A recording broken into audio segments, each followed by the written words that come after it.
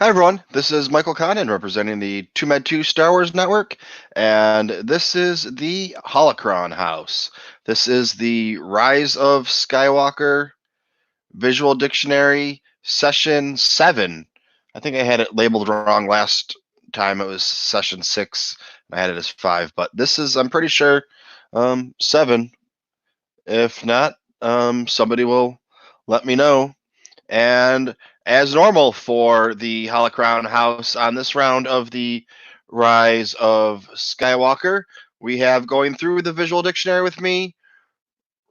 I just kicked him out. Rural Farm Boy. Oh, shit. We're good. All right, now we're good. Now we're good. Kick me out, kick me in. It's all good.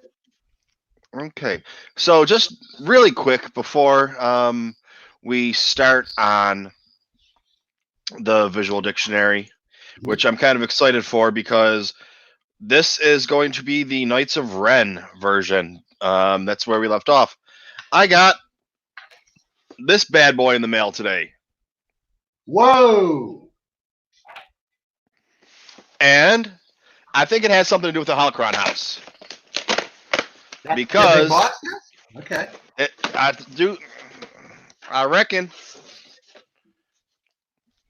Bam! Yay! There it is, right there. The art of. Look at that there. And what I'm going to plan on doing, because if you were watching the Box Tank last night, I was talking. Oh, Kylo Ren Flores, what's in the box? We got somebody to do it. I was so excited I forgot about it. I'm not sure what my work schedule is going to be like this week. I'm recording for someone's Patreon tomorrow night, and not my own, but someone else's Patreon tomorrow night, and I have some, I got to spend some time with the girlfriend. But other than that, I was going to do another one of these, but maybe I'll do a little bit of this one. I haven't decided yet because this one just came out, so we'll see. We'll see. Who knows? Because I got.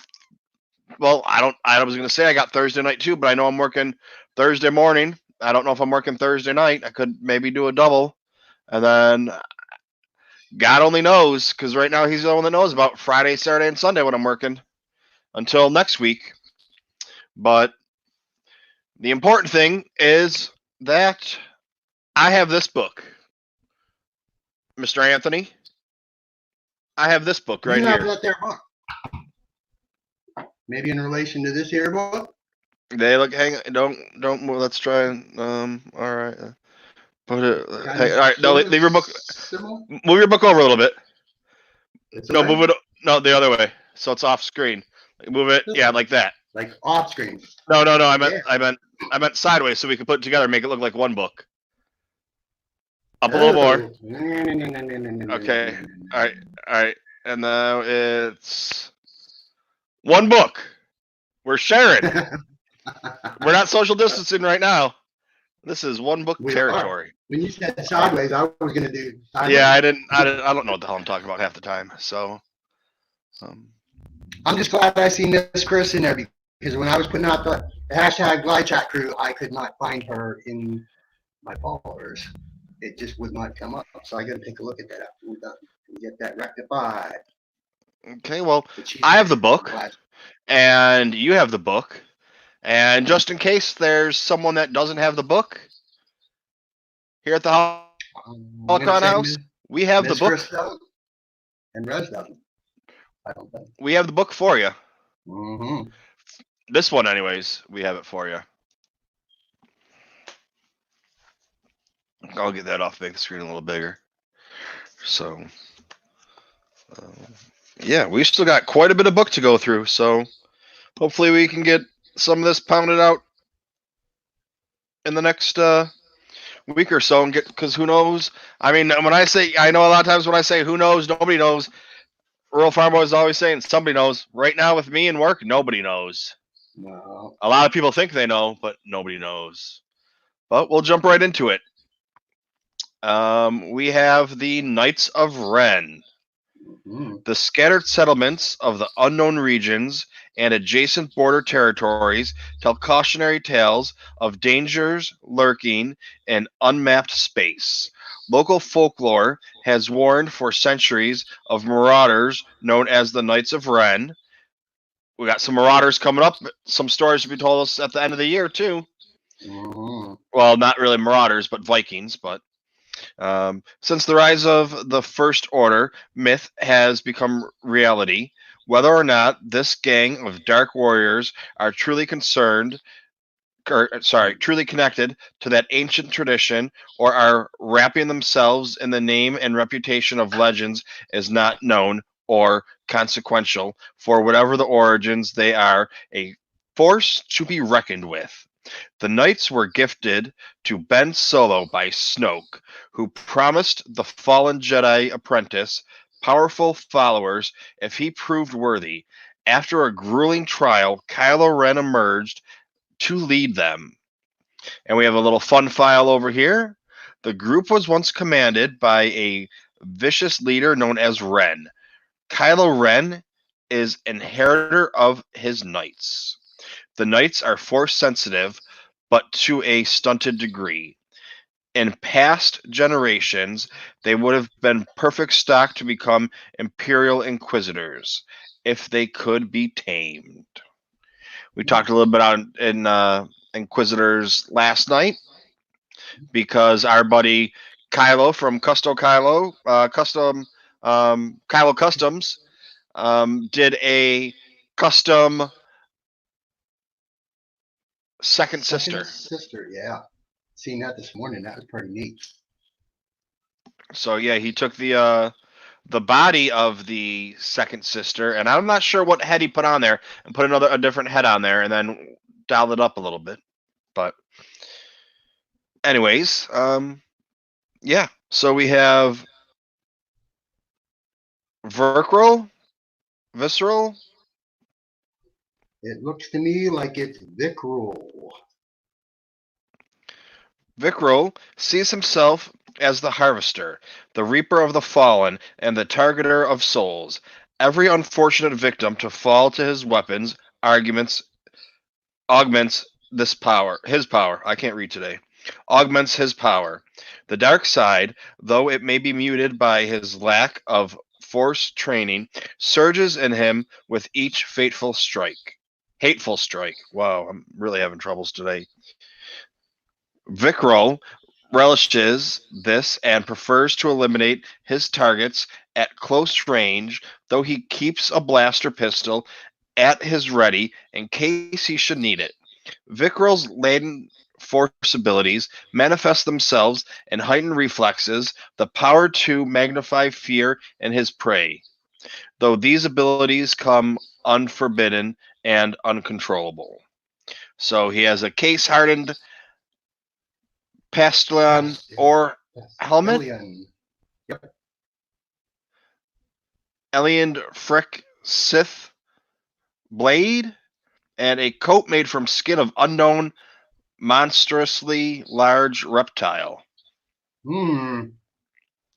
Surely not something I'd be wearing. That's his choice. And when you're doing your thing, I'm gonna. Oh, I don't know. I don't know. I'm gonna have to check and see because I have. I think those might be in the hidden areas, but I have these guys in Chrome and the Funko Pops for my Star Wars collectibles. But Oh. that might be the one that I got from around the galaxy. I'll have to check on that because I know that they have a few different blasters or weapons that they do have or carry, but Mhm. I'll have to look into that. Maybe it won't be now, but I can show it for the start of the next one once I find it. And then the Mhm. next Knight of Ren we have is Cardo. While most of the Knights of Ren strike with exacting precision, Cardo's approach leaves wide swaths of destruction. His hefty arm cannon packs more than enough firepower for a single warrior. A wide-bored flamethrower launches jets of burning naph- Naphthex gel, burning Mhm. down obstacles and any enemies using them as cover. A vented plasma bolt launcher has limited ammunition but fires explosive charges over 200 meters. Cardo's obsession with weapon modification makes him the best armorer of the Knights. He also carries a compact, expedient blaster pistol. So he has a custom arm cannon, concussion grenades that are strapped to his chest, plasma bolt shells, and he has a just as deadly with his left hand rafter worm hide coat. It's flame resistant, which is probably good because he's got a flamethrower. Mm-hmm. Holster for blaster pistol, and tri-braced plasma armored greaves. Not anybody I'd want to run to in a Shin dark guards, alley no, or a light alley, for that matter. or any alley for that matter. If he's leaving wide swaths of destruction, no, you'd be best going the other way. Yeah. Let's see, on to page 57, where it starts out with the Night Buzzard. This here ship caught my fancy when I first seen it. The Knights of Ren travel aboard a customized ship known as the Night Buzzard. It started life as a dungeon ship from Ostileron, a penal world in the unknown regions that the Knights were hired to raid. Freeing prisoners, the Knights also liberated one of the prison transports, altering its appearance to fit their dark style. Its engine systems have been crudely modified to generate more thrust. This comes from a cost to its insulation baffles, which spew thick, noxious smoke as the ship flies. Yeah, I wondered what that was when we first seen it, when there's just this big, thick trail of smoke going behind it. And it's just oozing really evil stuff. And it's got a data fund file. The manufacturer is Austerian Assemblages. Never heard of them folks. Well, if it comes from unknown regions, all right. Model is modified. Get some light on that there word. I wasn't even looking. I was trying to catch up on the chat. It's a modified Obliette class transport. That there's a new class. Affiliation, of course, to the Knights of Ren.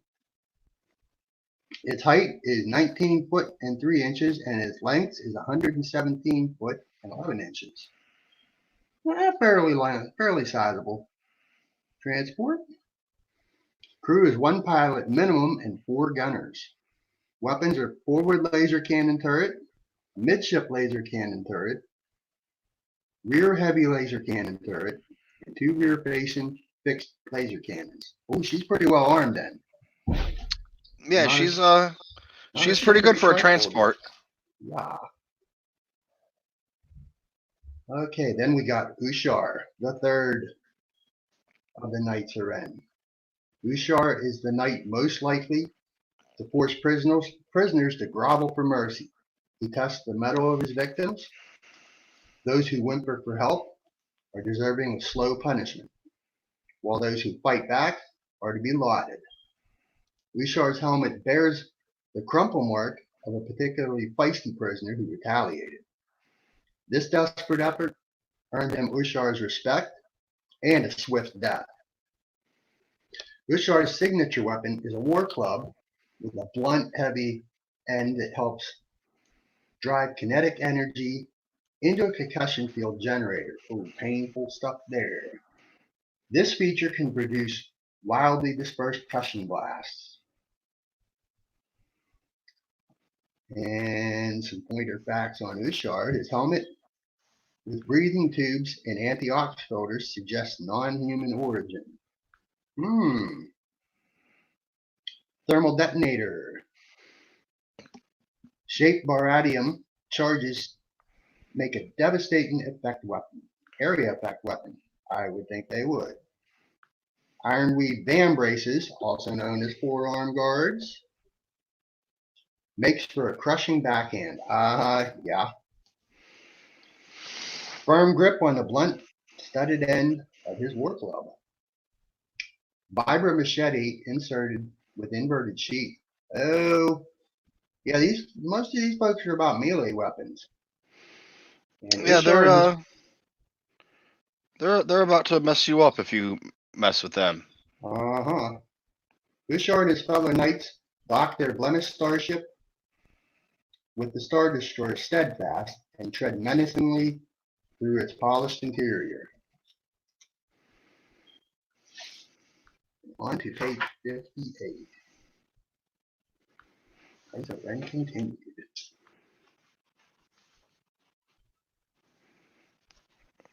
I'm getting there. I'm multitasking right now. I was just seeing if. Something I know I can do, but not nearly a fan of it. Well, I was trying to see because I just started doing it on. I've always done it on YouTube, the video, but now I've started doing it on um, Facebook at the same time. Okay. So I was just trying yesterday. The only person I have my regular Facebook page, and then I have um, the TooMedToo page, and then I have the TooMedToo page and the TooMedToo group, and I had it in the wrong one. So instead of it just went to the group or whatever, so not everybody could watch it. You just had whatever. So yeah, it doesn't really matter. But oh, Ian's here today. Ian just stopped I by. just took a look see it. Hi, Ian. Welcome in.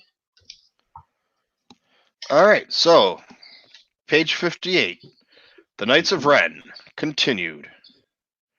Trudgeon, a collector of trophies from fallen conquests, Trudgeon adds to his weapons and armor as his victories grow. His patchwork helmet indicates that he defeated a death trooper at some point in his past, a remarkable achievement given their strength and rarity. His signature weapon is an enormous vibro cleaver, the ultrasonic technology that rapidly vibrates the blade's edge for an extra cutting power as its add-on modification to a traditional primitive weapon. When not swinging the heavy blade in combat, Trudgeon either rests the blunt end over his shoulder, holds it via the weight-reducing holes lined in the blade's spine, or attaches bandolier straps to it and slings it over his back. And there you can see the fragment of Death Trooper helmet. We have an ultrasonic activator that he's got on his blade, heavy weave tarboard and hood, scavenged armor plates, and he's got a nice secondary blade too that looks like it could mess you up quite a bit. That to me looks like what's a Star Wars version? Star Wars version of a Gurkha's knife. If you know what a Gurkha's knife is. He can give you a pretty good spanking with that too. Maybe he's Turgeon the S&M Knight of Ren. Ooh. I don't know. We got to keep this one clean. This is familier friendly than my normal Bacta tank. So still not going to say it's safe for work, but we try and keep it at least PG-13, if not not the R or NC-17 like the other one is. Last night we did pretty good though. Last night we kept it pretty good until the end there, and then it kind of just went off the rails like a crazy train. But the next we have Keurig, not like your coffee machine, similar but different. The most solidarity of the knights, Keurig serves as the group's rifleman and the pilot of the Night Buzzard. He is one of the most likely to remain behind, perched on a high vantage point, covering an assault with his precision marksmanship. The blinder flaps over his helmet focus his attention on his target, and his arm is further sharpened by concentrating on the force. He carries no bladed weaponry, relying instead on his multi-barreled, custom-designed rifle, which has rapid-fire snipping and pump-action plasma bolt firing capabilities.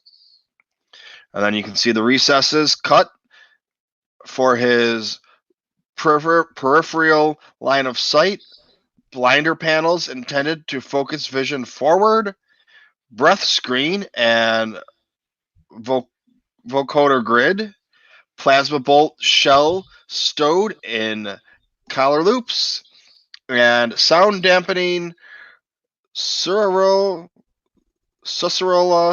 weave fabric. That's one wicked looking blaster rifle. It is. It is.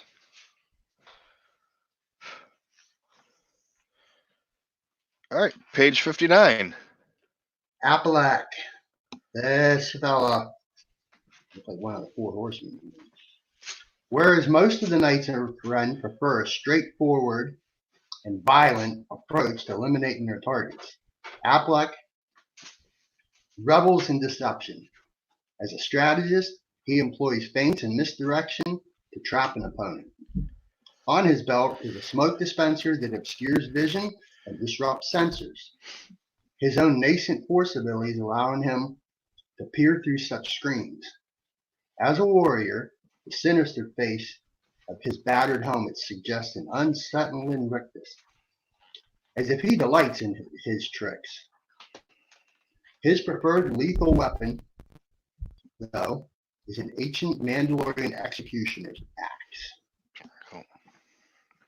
Appalach stalks his prey, an unsuspecting Chewbacca, on Pisana during the night's hunt for the scavenger that so vexes their master. And some pointers concerning Appalach are the patchwork mask cobbled together from battered armor. I'm wondering if maybe that, trying to remember his name, Albrecht, that reforged Ben's helmet. I wonder if he had something to do with these fellas' helmets too. Let's see, weighted handle to partially counter the axe head on the handle of his Mandalorian executioner's axe. Water shedding oiled cloak, oilcloth. I know what that is. Raised teeth assist in parrying and pinning edged attacks. Oh, and his van braces. Yeah, that's very Splinter kind of Ninja Turtle looking there. Maybe in relation to smoke canister just above his belt. Lightweight plastoid armor beneath tunic fabric. And the head of his axe is a vibro insulator plates protect the handle, and a Beskar blade with gore channels cut into the surface. You know what gore channels is for, don't you? I sure do. Yeah, bloodletting stuff. Yes, sir. All right. 60. Oh, we're going into weapons now. We're getting into this one pretty good. Mm-hmm. Before I click on that, just going to look at the chat really quick.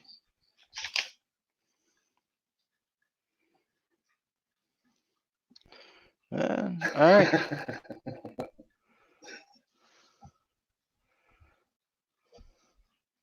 Did you see Ian's thank you, sir? May I have another? Yes. But I had, for some reason now, What's that? it's not.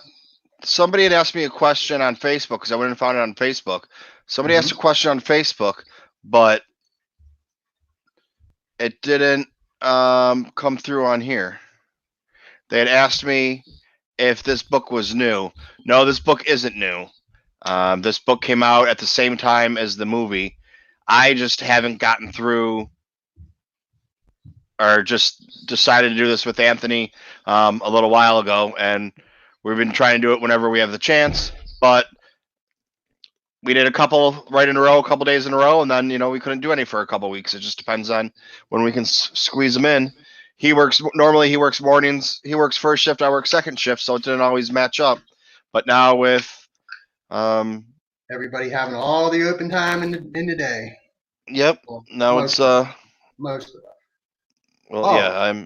My experience with if you want to have need of a third window because you're not seeing Facebook comments in the on in the live chat, is even just yesterday I was noticing the Imperial Senate folks, Nikki and Claire and Charlie, was doing a live chat, and they was doing it via their Twitch channel and their Facebook. So no, when folks go and do that, they don't cross over with each other so that you can see each other's. So but they show up. They should show up in stream. Oh wait. All right, let's go back to StreamYard and see if it show. It should show up as a Facebook post. Because you see in StreamYard how it has the little red thing next to it. That means it was a YouTube.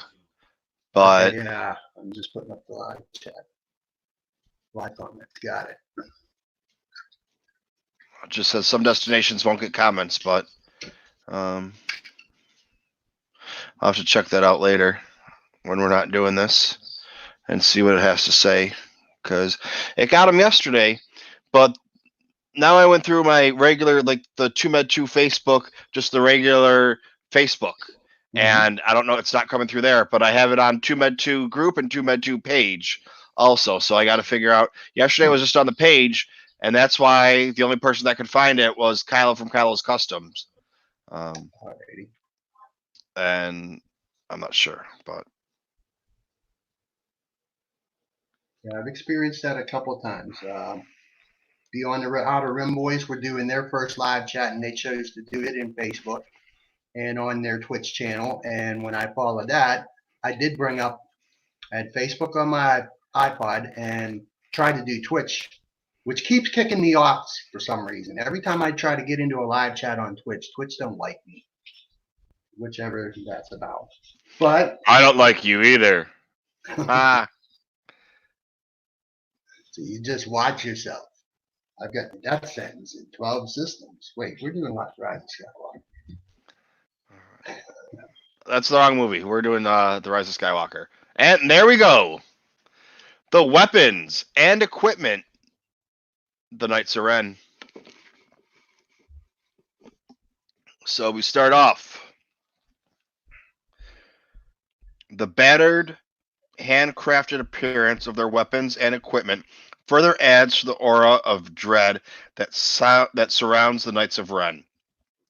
It is immediately clear that they are well acquainted with violence and strife, for they carry the scars and implements of such with them.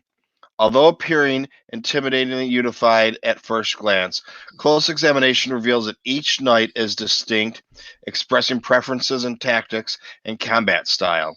All of the gear is custom, either built from scratch or heavily modified after capture. Aboard their vessel, the Simong metalsmith Elibrick repairs their armor, while the knight known as Cardo tends to their weapons. Gear must be sturdy and reliable for the knights to be effective in their brutal band of conquests. So we have clubs and axes. Even the most primitive weapons in the knight's arsenal receive a crude technological boost. The weighted clubs and axes carried by Ashar and Aplex would be deadly with just the muscle power of their wielders, delivering crushing blows. However, the flick of a switch or twist of a dial, they take an additional attributes that may make the difference in battle. Ushar's club builds up a concussion charge with a kinetic generator,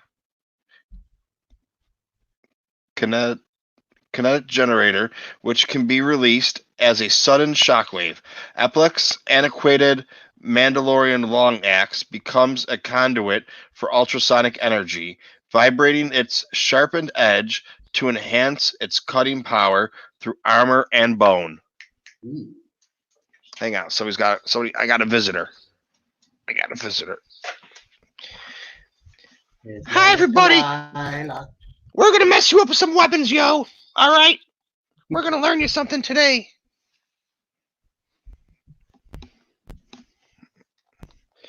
All right, so their helmets. The Knights of Ren purposely shield their faces, or purposely shield their features with masks and battle helms, for they find their victims project the most terrifying nightmares into the absent faces as they strike. Anonymity equals intimidation to the knights. The most basic of the knights' helms, a blast furnace plate molded into a mask shape. And that's Cardo's helmet. And he's got a neck protector. He's got just kind of a pretty simple helmet there, that guy. Then we have Ushar's helmet. He has breather tubes with anti-ox filter cartridge, and he has an impact crumble left by particular stubborn quarry. So somebody got a good hit on him. He did. And maybe someday in the future when we get a Knights of Ren story, we'll find out. Was it one of the other Knights of Ren? Was it his old master? Was it his new master? Or was it some sorry SOB that they went and beat up on? And the last helmet we have over here is Vickrol's helmet. And it is a synth leather ear flaps concealed helmet opening seam. Well, that was a lot of talk for nothing. And a couple of the weapons we have over here left on this side. We have Aplex Mandalorian Executor Vibro Axe. It has an ultrasonic transmitting plate on the blade of Barshide Axe Head. And then we have the Vibro Axe that shows the top of it. Could crush your skull while it's coming down on you, I guess. Ultrasonic generator power cable. And then we have Ushar's War Club. It has illuminated bulbs, indicate kinetic charge level, transmission plates for kinetic energy, and studs line entire front of club. Not the kind of stud I am, but different. And we have War Club's studded pommel. It has a concussion absorption head. It's on the very bottom of it. Let's see, we jump over to page 61 and carry on with some more weapons. I want to say, let me take a look-see since we're still learning these fellas. All right. Would be Cardo. No. Who's got, there it is, Kuruk. One of his plasma bolts. The casing contains plasma charge. Rifling grooves for increased accuracy. Oh. Cardo's arm cannon. The uppermost barrel in Cardo's weapon pod is a rapid-fire repeating laser cannon. The same channel can also launch plasma bolts, which are hand-fed into a receiver. And a separate trigger primes the bolt so that the next trigger releases it. And the lower barrel is a flammable gel projector. So that plasma bolt launcher is kind of similar to how we see Mandalorian loading his phase pulse blaster rifle, one charge at a time, or one round at a time. Air-cooled laser barrel cannon barrel. Oh, here's a good one. Piezoelectric flame projectors flanked with recessed gel spinneret. And that's the front view of it, and the forward hand grip and trigger selectors. That is one big blaster. Ranged weapons. A few of the Knights of Ren brandish blaster weaponry, heavily modified and customized to their personal preferences. Vickrol and Cardo have holstered blaster pistols that could almost be considered standard, were it not for a removal of safety circuitry so that they can be more quickly and dangerously expend their ammunition. The big guns belonging to Kuruk and Cardo are truly one-of-a-kind hodgepodge constructions. Kuruk's rifle has 3 firing modes across 2 barrels, including pump-action plasma bolt launcher that feeds specialized ammunition into the larger firing chamber. Cardo's overpowered arm cannon turns him into a one-man heavy turret. Take a quick look at Turret's blaster rifle. His recoil-induced invented stock. Yep, so that way he can just fire away and not have so much of the recoil. Cabana bulb spikes laser output. Upper sniper barrel with direct line of sight feed to macroscope. And a pump action bar, rapid fire barrel with cooling sheet. And his blaster pistol. Flashback suppressor housing. Stun setting toggle right above the trigger. And a power lever indicator lights. And then we got Rick Roll's sight, which I'm kind of familiar with one.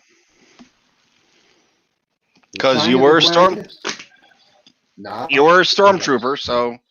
No, a scythe is for cutting wheat and grains. That had to be done with a uniform of farm boy. It's that same long-bladed thing, looks like a long-handled sickle that you see the Grim Reaper carrying over his shoulder. It's got that long curved blade. Yep. It's for reaping. The chine of the blade with the carved ultrasonic echo channel. Oh, great. Kind of similar to Oplex Mandalorian axe. Sawtooth crook that can catch enemy blades. An insulated handle. An ultrasonic generator chamber down at the pommel of it. And the last one we got Trudgeon's vibro cleaver. Wrapped and insulated handle, the ultrasonic conductor pins down near the hilt of it, and the handle eyelet holes that run along the spine of the blade. And blades. The bladed weapons wielded by Vickers and Trudgeon both feature ultrasonic vibrotech settings that increase their lethality, such that even a glancing hit can produce deadly lacerations.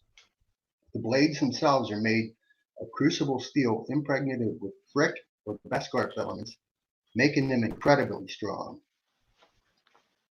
Though a lightsaber blade will cut through these weapons, it does require greater application of pressure to do so. I didn't think Frick was able to be damaged or even cut by a lightsaber blade, but apparently it sort of can. It just needs the greater pressure applied. Okay, now we come to a split page. This one will go down quick. This is, yeah, we did learn back there that Albrecht does travel with this bunch. He doesn't sit in a fixed position. He goes along with them. Wouldn't guess that. And this is the reforging of Tyler's mask. It's on the right-hand page, so I'll knock this one down quick. The eccentric Simeon named Albrecht uses an ancient Sith forge to rebuild Kylo's shattered helmet, the fragments of which Kylo collected from the wreckages of the Supremacy. A luminous red alchemical lattice of Saracen iron holds the shards together, painstakingly applied by Albrecht's steady hands. The resulting helmet is far stronger than it once was. That there is interesting. And that's actually the picture on the computer is a better picture than the one in the book. Mm-hmm. It's a little bit crisper and clearer. The colors are a little bit more vibrant. The right-hand side on the book is kind of distorted a little bit or fuzzy, doesn't have really a clear picture. I mean, it's still clear enough you can tell what it is, but nothing like on the computer, on the Kindle version. So next we went from the Knights of Ren. We have the First Order High Command. But before we get on to that, I would like to let everyone know that this session 7 of the Holocron House Rise of Skywalker Visual Dictionary is brought to you by the patrons: Rural Farm Boy, Chris from Kentucky, Mr. Rez, Kylo from Kylo Customs, and Kylo Ren Flores. I had to check and see what Ms. Flores' name was today. So sometimes she goes by her other name, sometimes it's Kylo Ren, but just want to double check on that to see what it was today. And information within the First Order was extremely I can't say that word. I know the word. Compartmentalized during the rise of the regime, since so many depending on the scope of its operations remaining a secret to the wider galaxy. As a result, even high-ranking officers within the First Order remained unaware of the true scale of its forces. Diplomats in the Senate were unaware whom they were acting as proxies for, and citizens of worlds that declared independence from the new republic did not realize they were facing a new tyrannical future with Kylo Ren Usurping. I told you earlier I can't read today. I can't do it. I don't know what's wrong with me. Usurping command. The veils of secrecy that surrounded Snoke and his plan have begun to dissipate. Delilah, dude, chill out. Ren That's not has. what the next sentence says. Well, I told you I can't read. No, the dog's going crazy. She's trying to nest right now, but she doesn't have a blanket, so she's doing it on the pillow, and it's really annoying. Ren has created a Supreme Council to plan for the future, comprising of the highest ranking officers of the First Order military and their closest aides. We have General Perenide. Bolivia Perenide is the First Order senior ground commander and an avid student of history. She has an extensive holo library which contains deleted or detailed analysis of the major engagements of the Clone Wars and Galactic Civil War. Now that much of the galaxy is under First Order control, Perenide focuses on the occupation of contested worlds, directing ground forces on Kijimi, Tauros, and Odysseina Gravo. She normally operates out of the Steadfast, though has standing quarters on every Star Destroyer in the fleet in case she needs to personally supervise a campaign. Her presence encourages her troops as they aspire to make her proud or avoid her well-documented error.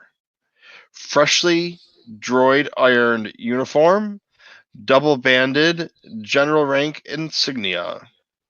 We have a fun file up at the top.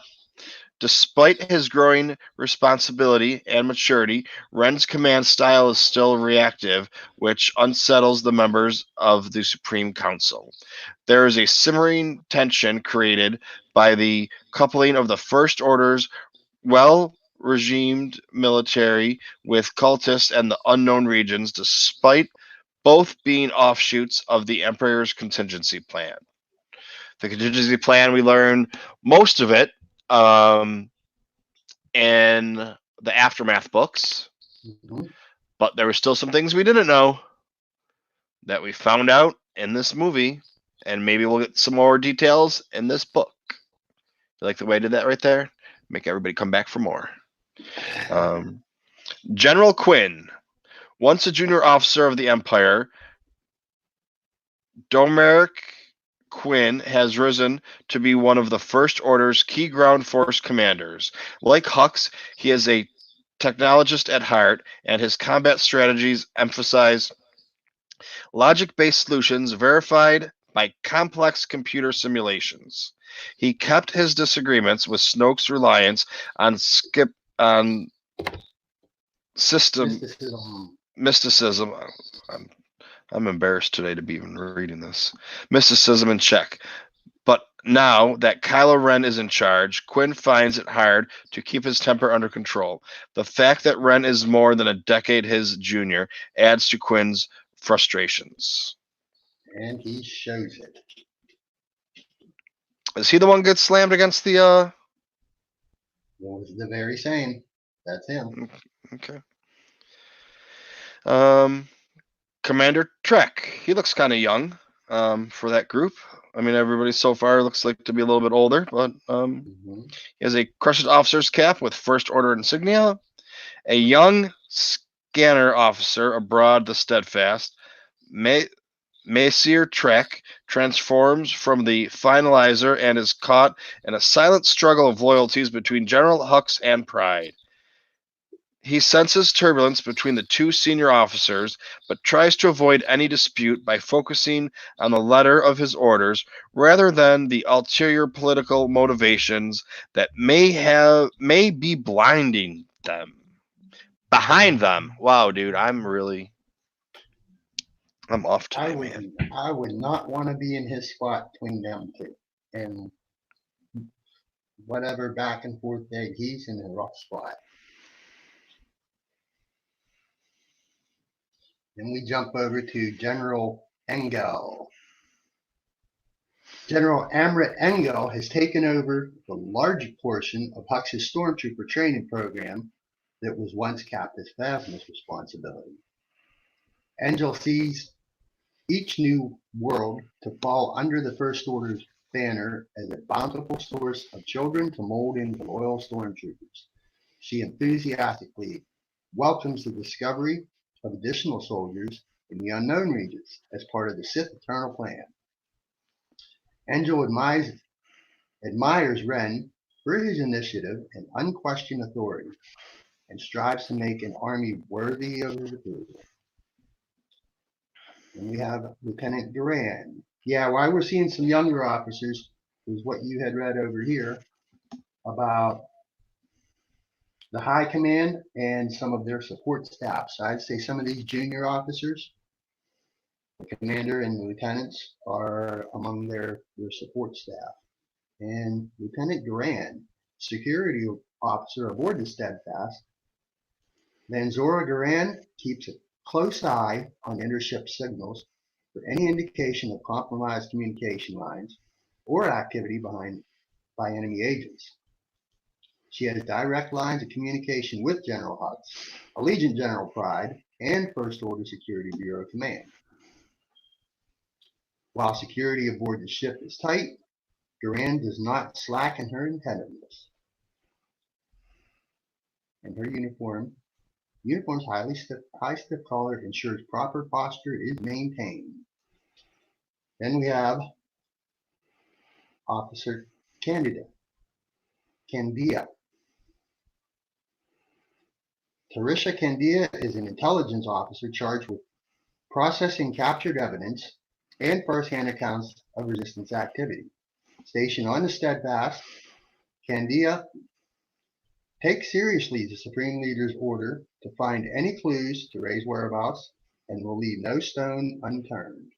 I want to say she's the one that comes back with the necklace that he takes from her when she was on Pisana. And she's the one that identifies it. Admiral Griss. Oh, finally we get an admiral. The senior fleet officer aboard the Steadfast, Francis Griss, commands not only the flagship, but also the support ships in its battle group. Griss assesses operational reports from naval forces across the First Order territory, allocating resources as required by the shifting expansion efforts. Carefully apportions prized experimental technology, such as hyperspace tracking systems, to best benefit the fleet. A new generation officer, he was too young to serve in the Galactic Empire, but gained valuable experience, obtained in the unknown regions for the First Order exploration. He reports directly to Allegiant General Pride and has his complete trust. And some notes on Admiral Griss are a First Order insignia on his left shoulder of his uniform tunic, synth leather breathable officer's gloves, double-banded red-lined Admiral rank sashes on his left forearm of his uniform tunic. Flared hip breeches evoke ancient riding tradition. Waxy sealant on parade routes preserves permanent polish. And that we just went through first order high command. Oh, now we're getting to my neck of the woods here. All right, hang on, give me a second. I gotta get back over to the right page. I was trying to figure out how to get those comments going. I'm working on it, but it's going to take me a while for the Facebook ones to show, because I guess it's telling me that Facebook, I don't know, because whatever, it doesn't matter. People don't care about that, but I'll have the Facebook pictures or posts on there soon enough. So, all right, this is where the fun begins. I've been having fun already, honestly, though, so it doesn't really matter.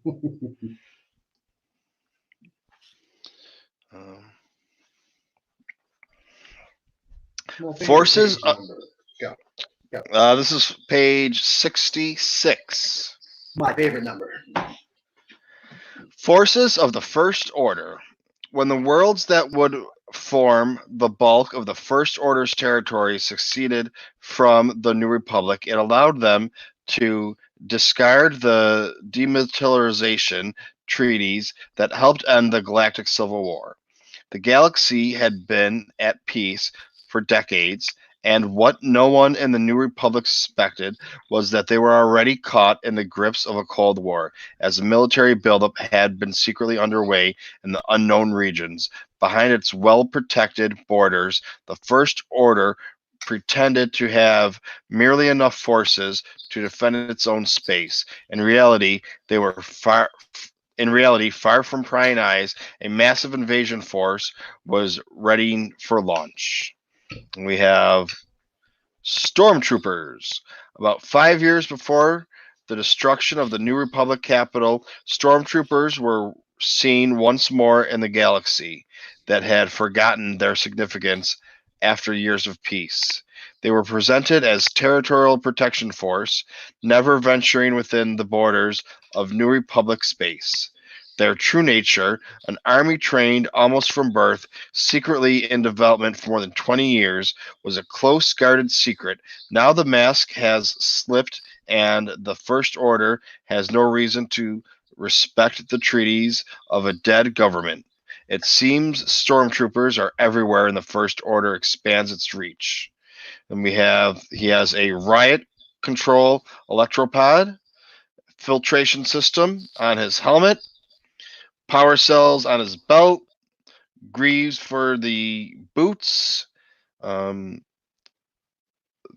betaplast armor, which really isn't anything, temperature controlled body glove, and pauldron armor plate. And this is subject HF3311.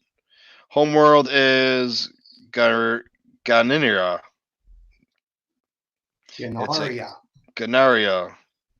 I don't know what the hell where it comes from. He's a human. He's from the First Order. He is 1.8 meters or 5 feet 10 inches, and he is 25 years old. We have a fun file. Its sleek and imposing military is the face of the First Order, but its reign would be impossible if not for double agent spies and hired thugs. Tough, though its military is smaller than that of the Empire, the size of individual First Order units and groupings follow the standard Imperial order of battle. And we have a TIE pilot. After the formal end of the Galactic Civil War, the flight academies that had churned out endless cadets to serve in the Imperial Navy were returned to their previous incarnations as local institutions training planetary defense forces.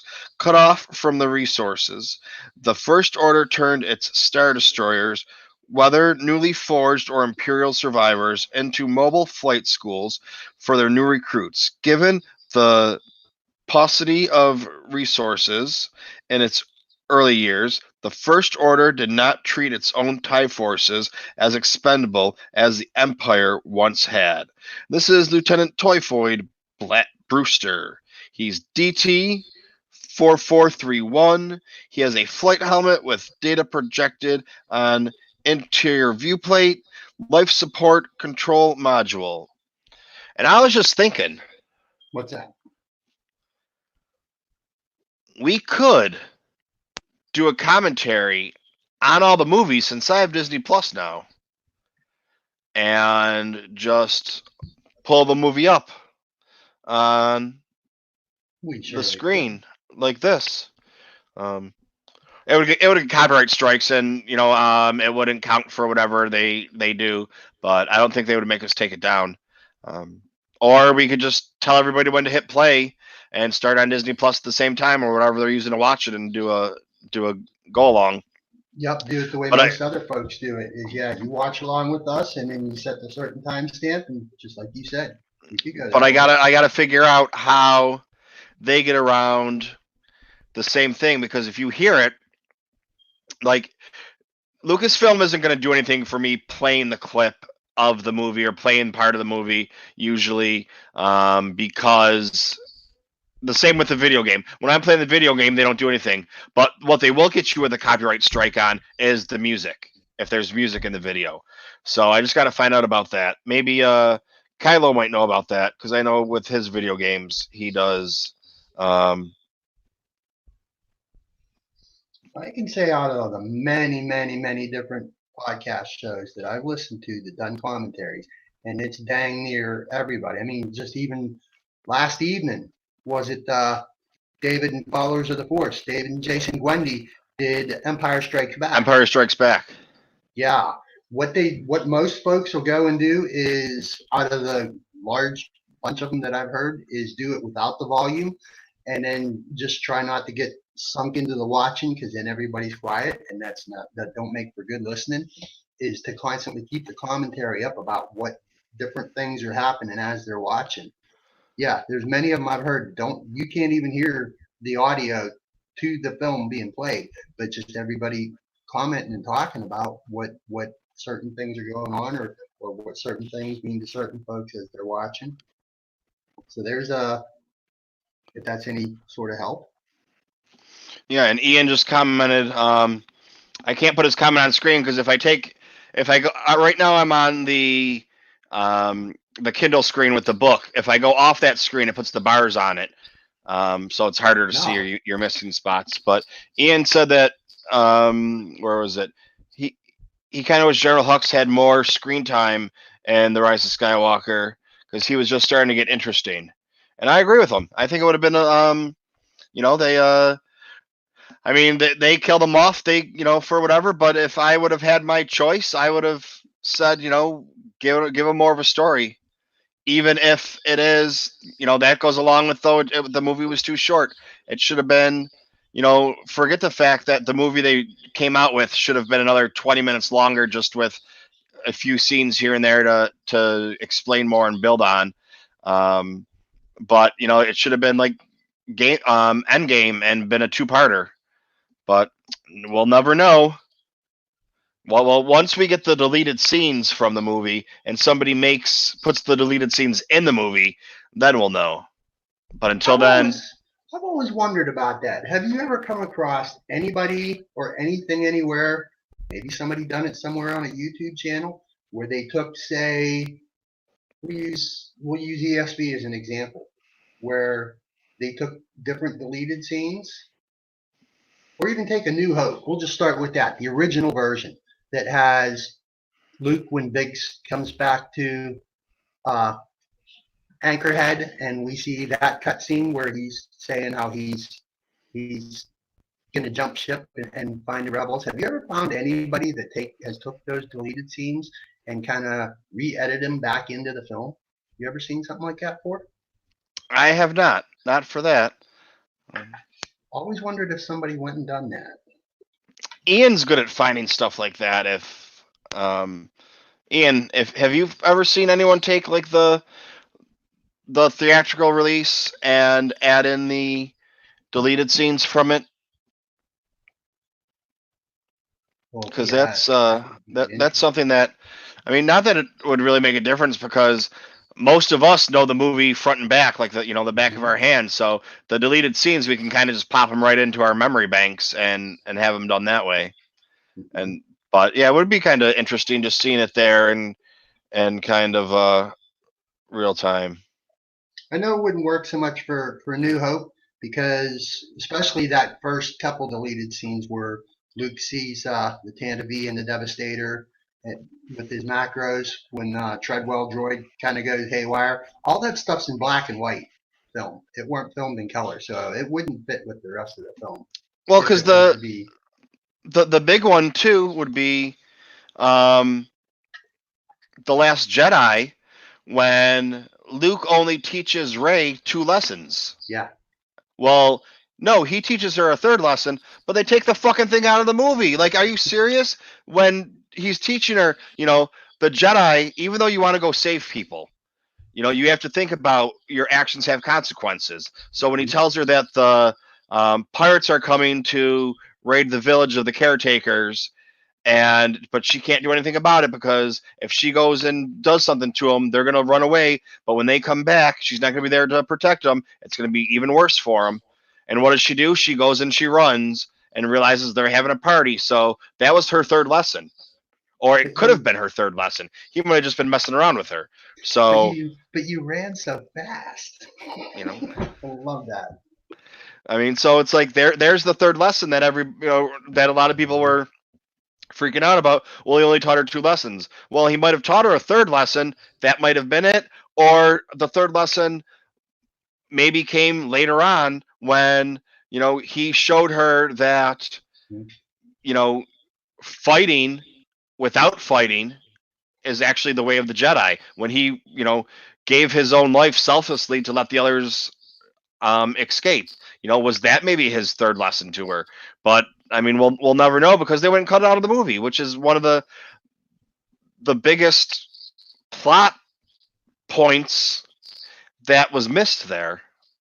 But anyways, we'll finish off this page before I go screaming about my favorite movie anymore. Yeah, then I get Um, the last one and we finish this chapter. yes, sir. Legacy Stormtroopers. First Order Stormtroopers can trace their origins to the clone troopers who fought in the wars that blighted the twilight years of the Republic. The Empire phased out cloning, instead recruiting naturally born cadets in their teens to become stormtroopers. The First Order has extended its training program to include very young children, in essence, bridging the two different approaches. And on to page 67. Commanders. Much of the upper echelon of the First Order consists of Imperial veterans, but as they age out of the military, they are being replaced by a younger generation of fanatical loyalists. These officers have learned a mythologized history of Palpatine's regime.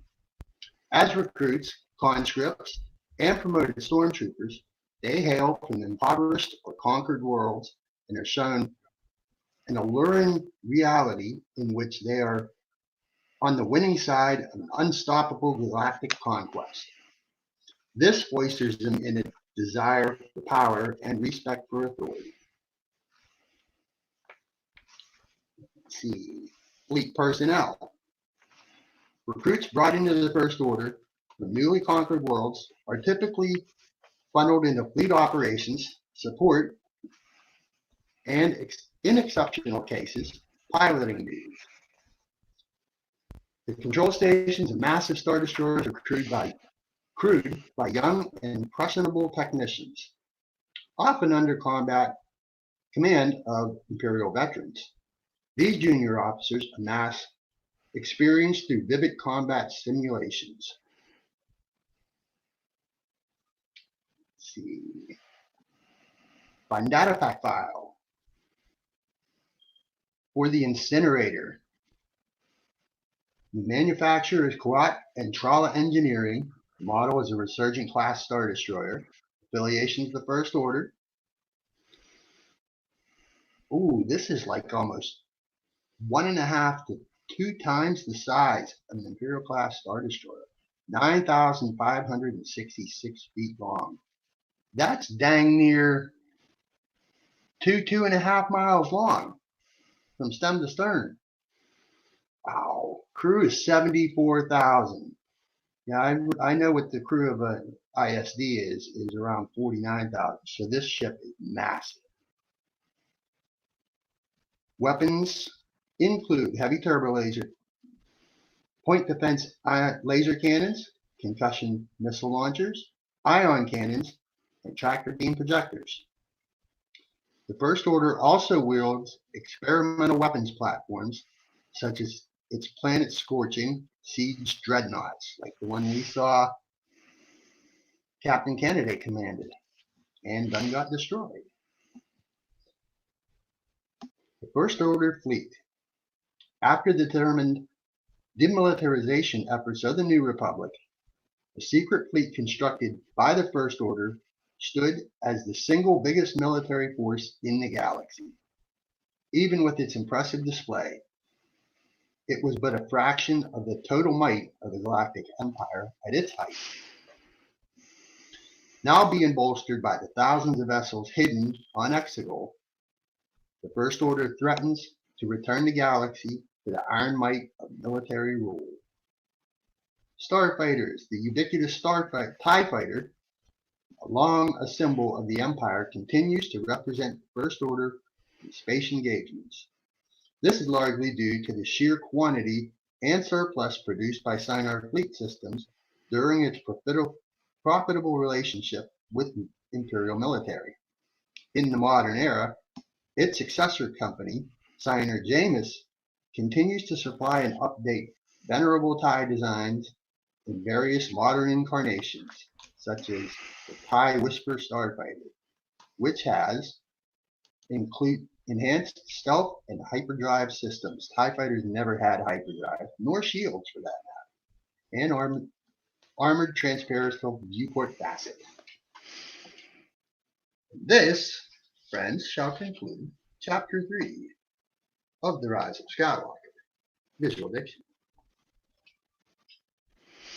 Now, Anthony, did you So, say that last one? You were saying they have enhanced stealth and hyperdrive systems? yes, sir. Because I know our friend, who's in the chat right now, had a little issue with the fact that the ties were light speed skipping and following our beloved Millennium Falcon. I know she said that was one of the things she did not like about it because they never had it before, and now they have it now. Oh, Miss Chris? Nope. We have someone else that joined in. Miss Rachel. I saw her there before I started reading. Yes, as far as I can figure, as I take it, also said in my opinion, from what we was told of this story, why they was able to follow that every next jump that Poe went and took when he was doing them we'll say light speed skipping maneuvers. How they was able to do that? Well, we learned about hyperspace tracking and how its technology was incorporated on Resurgent class Star Destroyers. Now, this is a year after what we was told in that story. And as technology is wont to do, even in a galaxy far, far away, that technology gets furthered on. So I would take it to be that not only can capital ships have that kind of technology, now something as small as a 1 or 2 man starfighter can do the very same thing. They don't need the help from a Star Destroyer to go and do it because now fighters can do it, which makes that even more troubling that they was able to go and do it. That's how I took it. Well, I took it as, it's just technology is always advancing. So things are getting bigger and smaller and faster and whatever. Yep, and it does it like stuff like this here on our planet. It could do it a long time ago in a galaxy far, far away too. But then you can see right here, we are 34% of the way through this book. I was So we, figuring we was only a quarter of the way through. So okay, you've done better than that. so if we are stay on the same path, this was session 7. We still have another 14 to go to finish this bad boy off. If it ends up that way, so we shall see. I'm looking and seeing. We're going to jump into chapter 4. And there's 8 chapters total, but I'm sure not every chapter has equal amount of pages in it. Well, I was looking and I was like, oh, chapter 4. And I started looking. I said we should be able to do that in one sitting. And then I realized that it was 30 pages long. And I said, oh, I don't know about that. So, I mean, some of the pages are double pages. Or you have the one where, like, Beaumont Ken, it's split into 2 pages, and the one page has a lot of words, and the other side of the page has a big picture and just a couple words. So, same with Poe. It just depends on how sidetracked we get, and everybody else, anybody that's in the chat, feel free to whenever we're doing this, you can hop on here too. That's the whole point of it.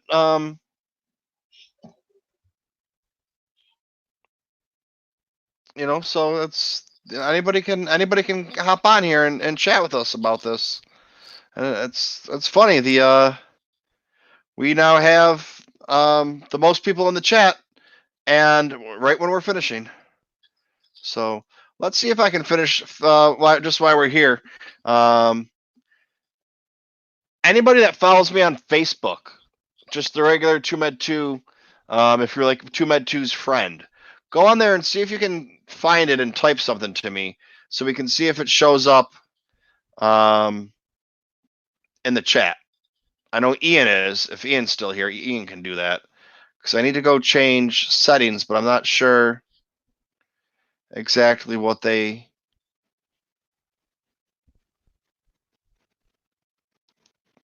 I mean, it tells me it will walk me through it, but it doesn't really, because I think I have to... I don't know if I have to be on or not on or what the story is. But yeah, so that does it for this part of the book. Anybody want to talk about while I try and figure this out here? Take a look at the chat and see what kind of things we got pointed out here. Miss Rachel asked, but TooMed, how did they get the tracker on the Falcon? They didn't need to get the tracker on the Falcon. The trackers were aboard the TIE fighters.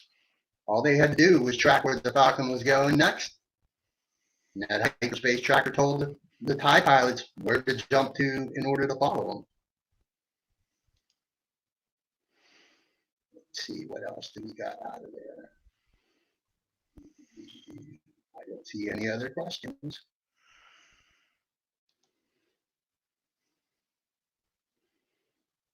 Nope. Looks clean there. Bust that like button, friends. Bust it real good. Yep, I'm used to doing it in every chat. To do it in this one too. Okay, did that show up in StreamYard? Christina's just posted. Nope. Okay. So in the chat, no, the last post I see is Miss Rachel.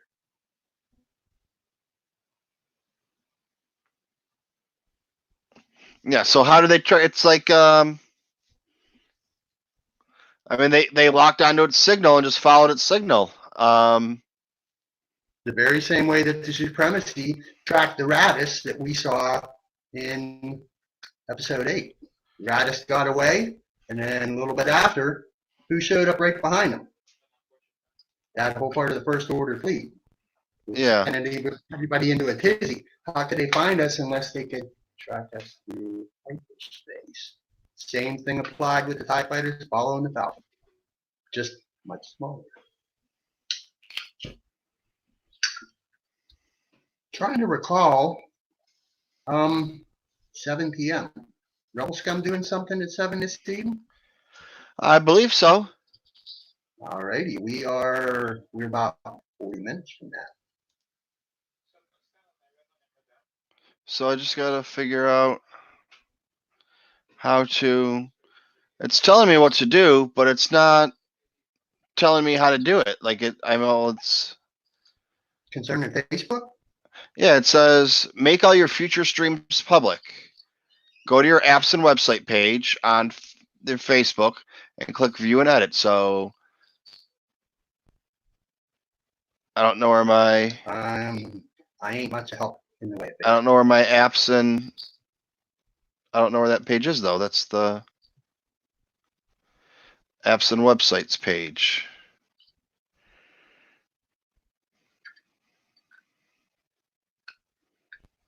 Also, I saw this morning that a recent show that had chose rather brand new podcast show that chose just a couple months ago to end their show because real world kind of got in the way is coming back for what they're saying is a one time only, and they're going to do it on their YouTube channel on Friday with a live chat, and that would be I Cantina did not see that. Conversations. Yeah, I bookmarked it, and later on in the week, I'll be putting a call out for the hashtag live chat crew. Go load their chat room up. I'm sure there'll be something they won't be expecting. And I didn't say, is it who I think it is? Cantina Conversations. Oh, not who I thought it was going to be. I thought it was going to be I thought it was going to be our other buddies. Now, these folks kind of sad that they ended their show, but that was their choice. They said real life just really got in the way and they couldn't go and do it anymore. We turned out pretty good for Chris and Josh and the boys over at Star Wars Friends. I think we lit them up a little better than what they were expecting. I wasn't expecting to see that many in live chat, and boy, that was a lot of fun. But let's see here, and somebody else, I'm gonna have to go back and take a look. There's a couple other live shows coming later on in the week that ain't really our regulars. So when I go find, I'm gonna try to do it a day ahead of time, and we can all go gather there too. So that's all of what I got for this Holocron House chapter. Yeah, that's about all I got for today too. I'm going to later on try and get on and do a little bit of Fallen Order, or I just downloaded. I'm going to talk to my buddy Josh Nelson and see if he's get on to play some Call of Duty tonight because I just downloaded the game and I got that, but I've never played it before. So maybe do a little bit of that with him. So we'll see how that works out, and whether or not I do it on Twitch or do it on the YouTube or whatever it ends up being. So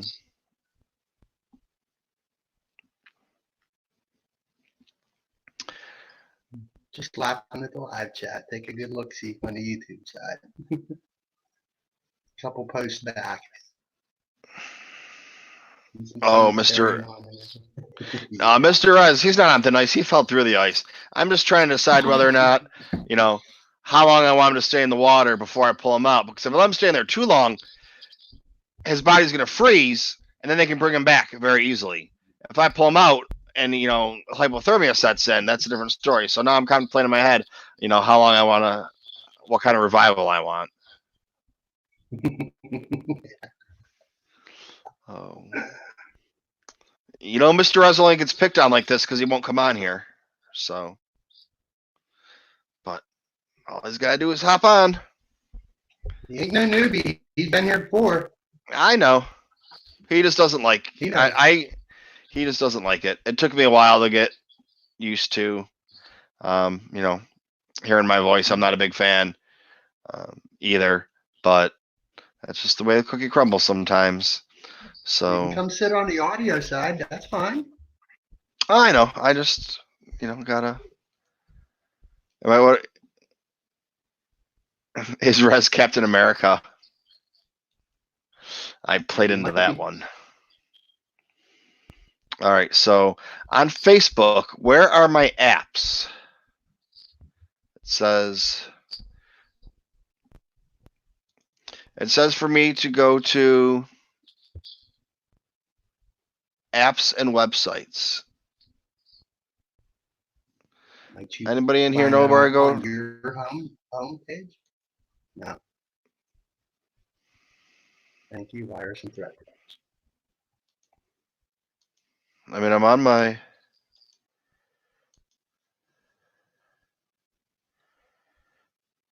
Rachel's saying your settings.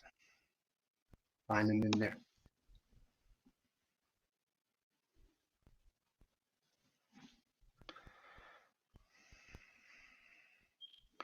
I don't have a settings.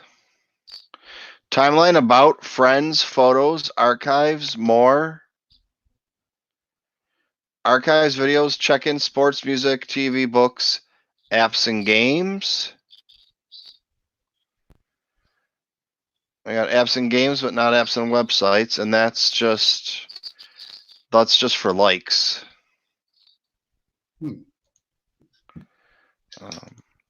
Go to my home page and see.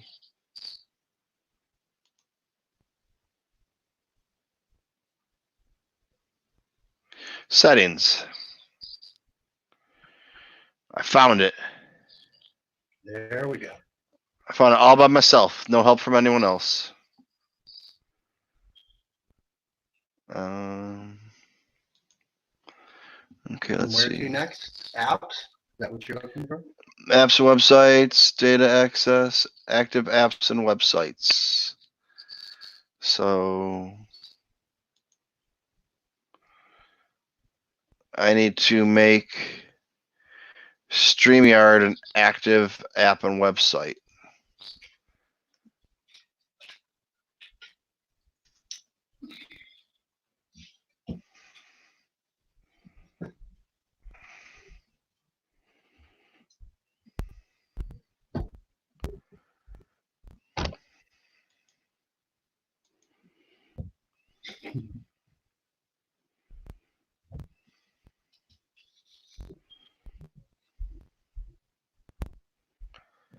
All right.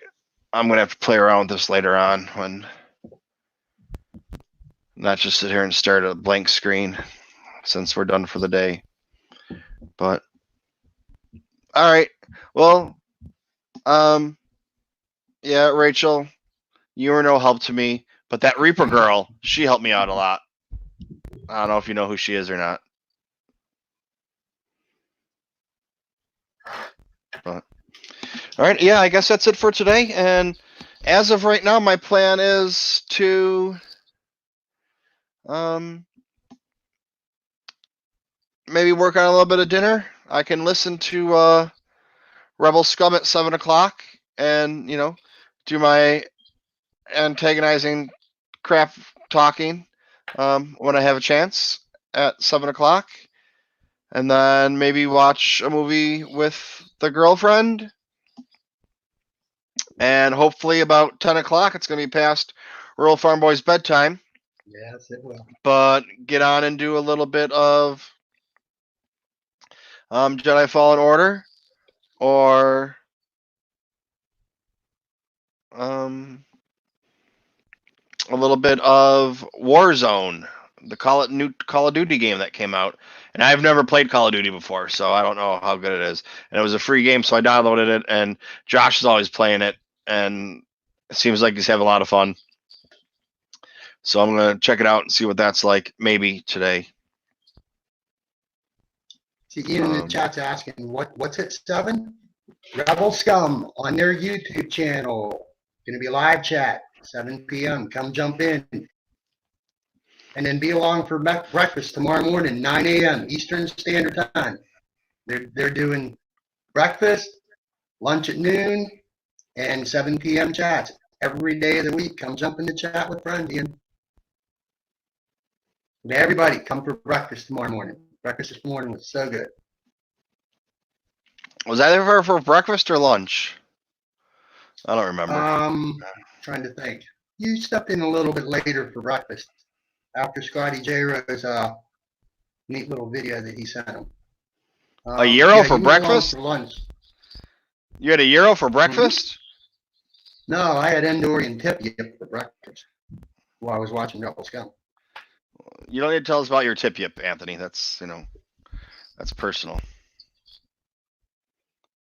Endorian Oh no, but tip-yip. I did hear you called into Brews and Blasters and told them Yes, about your sir, I tip yip. did. Told them about your tip yip. I just asked them if they had that book or if they was interested in, because if you Chris and Joe always talking all manner of things food, always, always, always. In the past couple shows or episodes of their show, there weren't no food talking. I found that little. That's not like that ain't like them boys. They're always talking some kind of food. So that's what I jumped up. I thought, you know what? Let's get back to talking about food, but not just only food. Let's talk about some Star Wars recipes. I'm curious because Joey's such a wizard in the kitchen making food. I wondered what them two thought. They didn't seem to take too much of an interest, which is fine. Not everything's for everybody. Well, I just had a shipment. It is now in Oregon. And it should be here. It doesn't tell me when it should be here. I got a bunch of crap coming. Oh, and did you see that they Black Series, you have a Mandalorian coming out? Carbonized man or not carbonized Boba Fett coming out for the 40th anniversary, and you have an Admiral Akbar. And also Tebow, the Wicket from Return of the Jedi. Oh yeah, I did see that. Yeah, I did see that. But that wasn't at the same. That came out I think later. Oh, it first came out that it was going to be Boba Fett and the Stormtrooper, and then a later story came out with that. So it was a little bit out.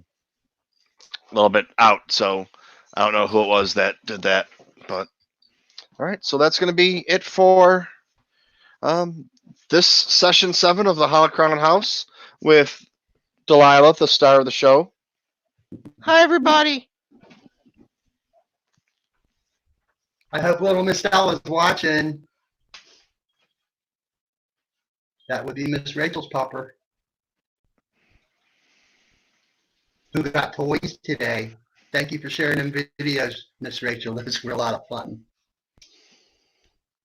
Watching her get Stella's mail and Stella chasing the box all over the floor. That was great. Oh, I saw you post that Edge busted 400 today. So, next step Good. 500. Go read her story. Go read her story, friend. Yeah. We have another. Maybe I can read. We got chapter 22 and 23 came out today. Rumor has it. So go read a little bit of that and check back in later on tonight when I'm playing a little bit of Fallen Order or my new war shoot 'em up game, Call of Duty. Let me know whenever you got an open spot for Holocron House Chapter 8. I ain't gonna come back to work. I'm ready anytime you are. Say when. I mean, yeah. As of right now, I don't know. I'm hoping that they have me work tomorrow, but I'm also hoping that they don't. But I could use the money, but it's also nice having a day off, especially I'm 15 minutes from my job. Now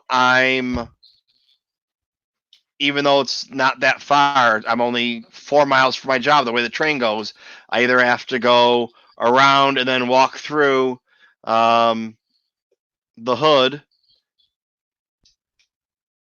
for 10 or 15 minutes to get there, or I take the train from Brooklyn into the city, up Manhattan, and then back over from Manhattan into Brooklyn, which wouldn't be a big deal, but it's not one shot. It's not one train. I have to switch trains. And yesterday when I took the one train to the other train, I had to wait like 10 or 15 minutes for the train, and then take that train, and then to connect to the train was 23 minutes till the next one came. It would have probably been faster for me to walk home, honestly. It was about sounds like well, sub-light speed train skipping.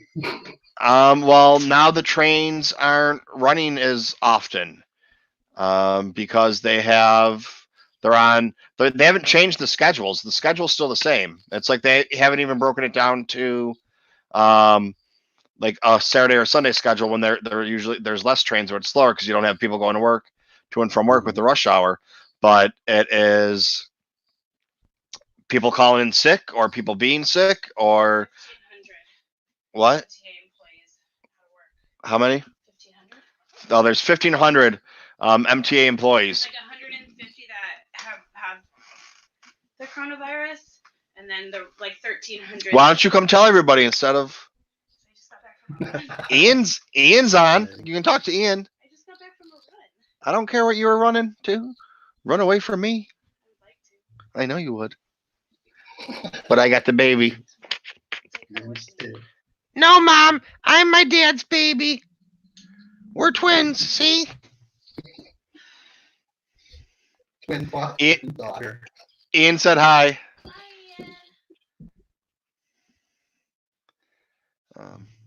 No, Delilah is a male human boy, Chihuahua. She can identify with whatever she wants. If people can identify how they want, so can my dog. So she identifies as a male human. So we can ride in the diamond lane, and how are they going to stop us? But yeah, so I don't know how many MTA employees there are, but there's 1,500 of them out right now. So like when you pull up the app on your phone, it tells you when your next train is supposed to be coming, and then it says delayed because of whatever, and instead of it being every 6 minutes or 12 minutes, it's like my train yesterday was 23 minutes. I had to wait. I don't know how long it was before that. So they're running on a skeleton crew and getting where they can. So that opens up listening time for you. Yeah, I don't have the time anymore to rebel at work and put my earbuds in and listen. So now I get my. I mean, you figure it's. It used to take me 15 on. It would take me 15 minutes on a bad day if I had to wait for the train for 10 or 15 minutes or whatever, which is really bad. Mm-hmm. A half hour, so that's an hour each way. That give me 2 hours. Now it's taking me about an hour and a half, but it could be worse. I just listen to my. Gives me time to listen and to play on my phone and catch up on some Twitter and things like that. But yeah, Speaking of, I ain't put up my partial playlist for Tuesday yet. I gotta go do that. Well, all right. Well, you got the Holocron house in there today. Yep. So, yeah. Anyways, we'll try and do the Holocron house tomorrow. Whether or not we start with chapter 4, or maybe we take a little bit of look-see at this book that just came in. Alrighty, say when. Oh, another new. Yeah. Take a little look at that, and then I can. I might play around a little bit tonight or tomorrow, depending on what's going on with the camera to see how I can get a better view of the book or whatever. And well, you're the master of the Holocron, so you say what book we're reading, and that's what we're doing. Well, all right. With that, I say good day. May the force be with you. May the force of others be with you, friend.